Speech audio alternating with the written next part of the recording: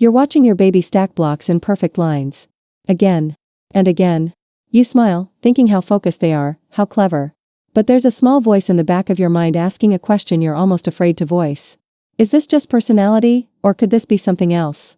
The truth is, some of the habits we celebrate as quirks, some of the behaviors we dismiss as phases, are actually the earliest whispers of autism spectrum disorder. And the challenge isn't that these signs are dramatic or obvious. The challenge is that they hide in plain sight, wrapped in the innocent routines of infancy, disguised as preferences, temperament, or developmental variations. What makes this even more complex is that many parents, even pediatricians, miss these early indicators because they look so harmless. A baby who loves routine. A child who doesn't respond to their name every time. An infant who seems content playing alone. These moments feel normal because, in many ways, they are normal, until you understand the pattern beneath them. This isn't about creating panic or seeing pathology in every childhood behavior. This is about understanding the subtle differences between typical development and the early presentations of autism, so that if intervention is needed, it can begin when the brain is most plastic, most ready to build new neural pathways. Because the window for early intervention is not just important, it's transformative. Research shows that children who receive support before age 3 make significantly greater developmental gains than those who start later. But you can't intervene in what you don't recognize. And recognition starts with knowing what to look for beyond the stereotypes, beyond the obvious, into the territory of those seemingly harmless everyday habits. The first habit that often goes unnoticed is what appears to be an impressive ability to self-soothe and entertain.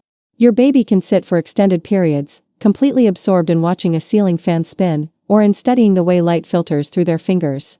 Other parents complain about clingy babies, about infants who demand constant attention, and you feel almost grateful that your child seems so content in their own world. You might even hear praise, comments about how independent they are, how well behaved. But here's what's actually happening beneath that peaceful exterior. Typical infant development is driven by an inherent motivation towards social connection. Babies are biologically wired to prefer human faces over objects, to seek out interaction, to become distressed when left alone for too long. This drive toward people is not taught, it's instinctual, part of how human beings survive and learn.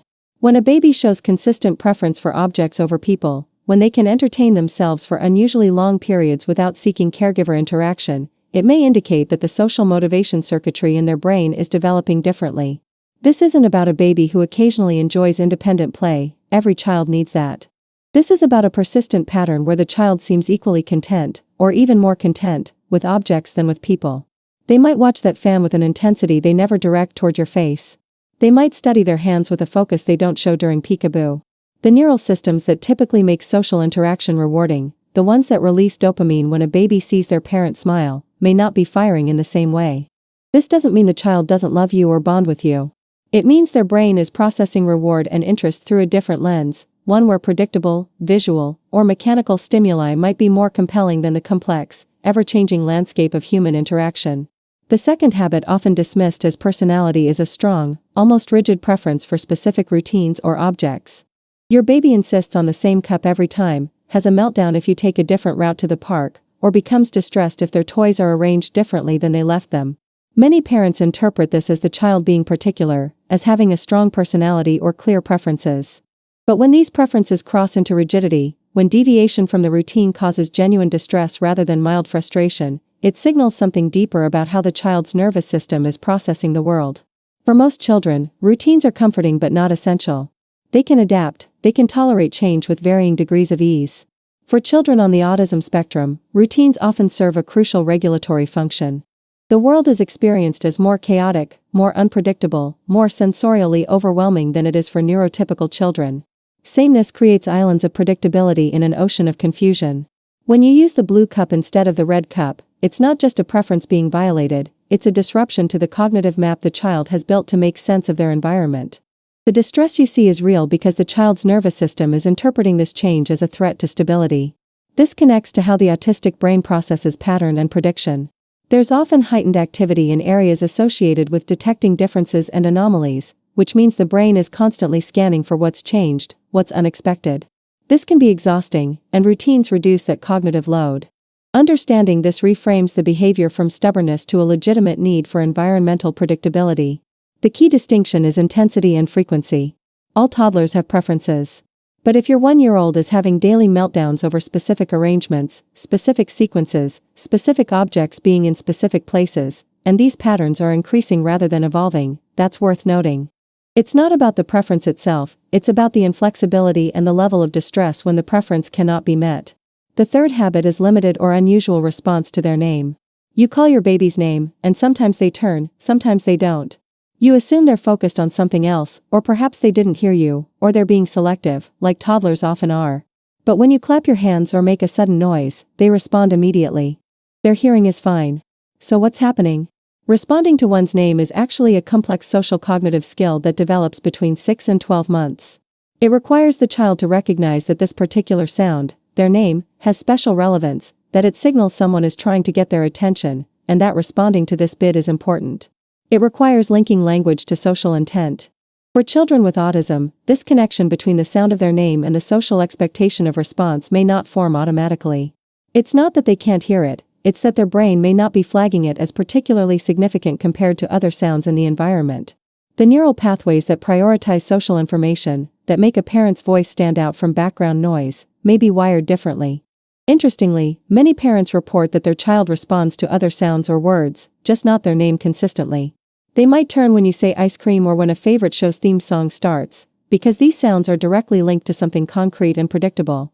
But a name is abstract, it's a label for self in relation to others, and that relational understanding is exactly what can be delayed in autism. The pattern to watch for is inconsistency that doesn't improve over time. Most babies go through phases of selective attention, but by 12 to 15 months, they should reliably orient to their name in quiet settings. If your child at 18 months responds maybe half the time, and only in certain contexts, that inconsistency itself is the signal. It suggests that the social communication system is developing along a different trajectory. The fourth habit is something parents often celebrate, an unusually strong focus or what looks like advanced interest in specific topics. Your 10-month-old is obsessed with wheels, not just playing with toy cars but studying how they turn, becoming transfixed by strollers passing by the washing machine drum, by anything that spins or rotates. Or your 1-year-old has memorized the entire alphabet and can identify letters with stunning accuracy. You think, this child is gifted, this is precociousness, this is a sign of intelligence. And in some ways, you're not wrong. Many autistic individuals do have areas of intense ability. But the quality of this interest is different from typical childhood fascination. When neurotypical children develop interests, even intense ones, they usually want to share that interest. They bring you the truck, they point at the wheels, they look at your face to see your reaction. The joy is partly in the thing itself and partly in the social sharing of the experience. For children showing early autism signs, the interest is often more solitary and more rigid. They might become upset if you try to join in or redirect the play. They're not seeking your validation or excitement. They're absorbed in the sensory or mechanical properties of the object itself, the spinning, the predictability, the visual patterns. This connects to differences in what's called joint attention, the ability to share focus with another person on an object or event. Typical development involves a back and forth. A child looks at something interesting, then looks at you to see if you're seeing it too, then looks back at the object. This triangulation, this sharing of attention, is a foundation for later social learning and language. When it's absent or reduced, even if the child is deeply engaged with objects, it suggests the social circuits are not developing in the expected way. The red flag isn't the intense interest itself, it's the absence of social sharing around that interest and the distress when the interest is interrupted or redirected. If your child can focus intently on letters or wheels but shows minimal interest in peekaboo, in back and forth games, in activities that require social synchrony, that contrast is meaningful. The fifth habit is decreased or absent babbling, or babbling that doesn't seem directed toward communication. All babies babble, you think, and yours does too. But when you pay closer attention, you notice the babbling happens mostly when they're alone, or it's repetitive strings of sounds that don't change much over time, that don't seem connected to trying to get your attention or express something. Typical language development is deeply social from the beginning. Even before words emerge, babies use sounds to engage others. They babble, you respond, they babble again, creating a proto-conversation. They use different intonations, they combine sounds in increasingly complex ways, they watch your face while they vocalize to gauge your reaction. This is called communicative babbling, and it's not just practicing sounds, it's practicing the turn-taking structure of conversation. When babbling is reduced, repetitive, or not directed toward others, it can indicate that the child is not experiencing the same drive toward vocal social engagement. They may be producing sounds, but not as a tool for connection. This can be subtle because the sounds are there, but the social function is missing. Research shows that by 9 to 12 months, you should see clear evidence that the baby is using sounds deliberately to get your attention, to request, to comment. They make noise and wait for your response. They vocalize more when you're looking at them than when you're turned away. If these patterns aren't present, if the babbling feels more like self-stimulation or happens regardless of whether anyone is paying attention, that's a meaningful sign. Additionally, watch for variety and progression. Babbling should become more complex over time, incorporating more consonant-vowel combinations, varying in pitch and rhythm. If your 14-month-old is still producing the same handful of sounds they were at 8 months, without increasing complexity or clear communicative intent, that stagnation is worth noting. Language delay can occur for many reasons, but when it co-occurs with other items on this list, particularly reduced social engagement or atypical eye contact, it strengthens the pattern suggesting autism. The sixth habit is unusual sensory responses that seem like preferences or aversions. Your baby always wants tags cut out of clothes, screams during hair washing, or refuses to walk on grass. Or the opposite, they seek intense sensory input, always jumping, crashing, needing to touch everything with unusual intensity. You think they're just sensitive, or they're just sensory seeking. Lots of kids are like this. But sensory processing differences in autism aren't just about preferences, they're about how the nervous system is fundamentally organizing incoming information. For autistic children, sensory input can be experienced as much more intense or much less intense than it is for others. The sound of a hand dryer might feel physically painful. The texture of certain fabrics might create overwhelming discomfort. Or, conversely, the child might not register certain sensations that others do, leading them to seek more intense input to get the feedback their nervous system needs. This is driven by differences in sensory modulation, the brain's ability to regulate and filter sensory information. When this system is atypical, the world becomes either too loud, too bright, too scratchy, or not stimulating enough, and the child's behavior reflects their attempts to manage this. The key pattern is extremity and impact on functioning. Many children have sensory preferences, but when these responses interfere with daily activities, when they cause significant distress or avoidance, when they're present across multiple sensory domains, that's clinically significant. An autistic child might cover their ears in moderately noisy environments that other children navigate easily. They might refuse entire categories of food based purely on texture, to the point where nutrition becomes a concern. They might need to smell everything before touching it, or they might have such high pain tolerance that they don't cry when genuinely hurt.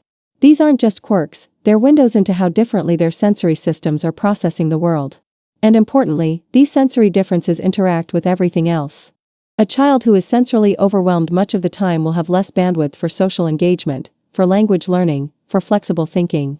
The sensory issues aren't separate from the social issues, they're interwoven. A noisy, visually busy environment might completely shut down a child's ability to attend to social cues that they might notice in a calm, quiet setting. The seventh habit is reduced social smiling or smiling that's not clearly in response to your interaction. Your baby smiles, you see joy on their face, so surely everything is fine. But when you think about it more carefully, you realize the smiles often happen when they're alone, looking at something, but not as reliably during face-to-face games or when you smile at them. Social smiling is one of the earliest and most fundamental forms of human connection. By 2 to 3 months, babies smile in direct response to seeing a face, especially a parent's face. This reciprocal smiling creates a feedback loop that reinforces social engagement for both parent and child. It's the foundation of attachment and communication. When social smiling is delayed, reduced, or inconsistent, it suggests that the brain's reward system isn't responding to social stimuli in the typical way. The baby might smile at the sensation of wind on their face, at a moving object, at a sound, but not light up when you enter the room, not grin when you make silly faces, not show that clear joy in your presence. This can be heartbreaking for parents to recognize because we're wired to seek that social response from our children. The smile is how we know they know us, how we feel connected. When it's absent or unreliable, it creates a subtle distance in the relationship, often before anyone understands why. The distinction is between smiling in general and social smiling specifically. If your 8-month-old smiles frequently but those smiles aren't consistently tied to interaction with you, if they don't smile more when you're engaging them than when they're alone, that pattern matters. And watch for development over time. Social smiling should become more robust, more clearly communicative, as the child grows. If it remains vague or inconsistent beyond the first few months, particularly if it's coupled with reduced eye contact or limited babbling, it forms part of a larger pattern that warrants attention.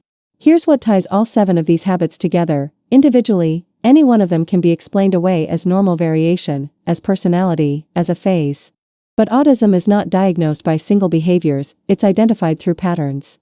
When you see multiple items from this list, when they persist beyond the age where they'd typically resolve, when they occur together, that's when you're seeing the signature of autism spectrum disorder in its earliest form. And the emotional weight of this recognition is enormous. No parent wants to see their child through this lens.